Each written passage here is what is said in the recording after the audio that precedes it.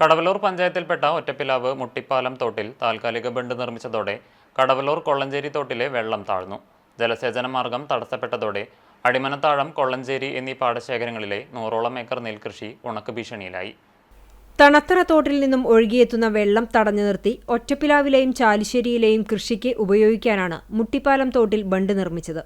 ഇവിടെയുണ്ടായിരുന്ന തടയണയും പാലവും പുതുക്കി പണിയുന്നതിന്റെ ഭാഗമായി പൊളിച്ചു നീക്കിയിരുന്നു. 2 കോടി രൂപയുടെ മുട്ടിപ്പാലം പദ്ധതിക്ക് തുടക്കമിട്ടെങ്കിലും പണി പാതി വഴിയിൽ നിർത്തി.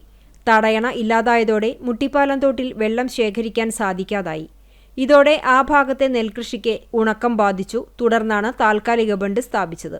അതിനുശേഷം തോടിന്റെ ഒരു വശത്ത് വെള്ളം തിങ്ങി നിറഞ്ഞിരുന്നു. തുടർന്ന് ബണ്ട് തകരാതിരിക്കാൻ കൂടുതൽ ഉയർത്തി. തോട്ടിലെ വെള്ളം പൂർണ്ണമായി തടഞ്ഞത് തണത്തറ തോട്ടിൽ നിന്നും ഒഴുകിയെത്തുന്ന വെള്ളം ആശ്രയിക്കുന്ന മറ്റു പാടശേഖരങ്ങൾക്ക് തിരിച്ചടിയായി.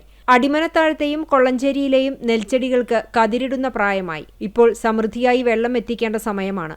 എന്നാൽ തോട്ടിലെ വെള്ളം താഴ്ന്നതോടെ കണ്ടങ്ങളിലേക്കുള്ള ഒഴുക്ക് നിലച്ചു. 2-3 ദിവസം കൂടി ഈ അവസ്ഥ തുടർന്നാൽ നെൽച്ചെടികൾ ഉണങ്ങി നശിക്കുമെന്നാണ് ആശങ്ക. ബണ്ട് ഭാഗികമായി തുറന്ന് മറ്റു പാടശേഖരങ്ങളിലേക്ക് ആവശ്യത്തിന് വെള്ളമെത്തിക്കാനുള്ള സംവിധാനം ഒരുക്കണമെന്നാണ് കർഷകരുടെ ആവശ്യം.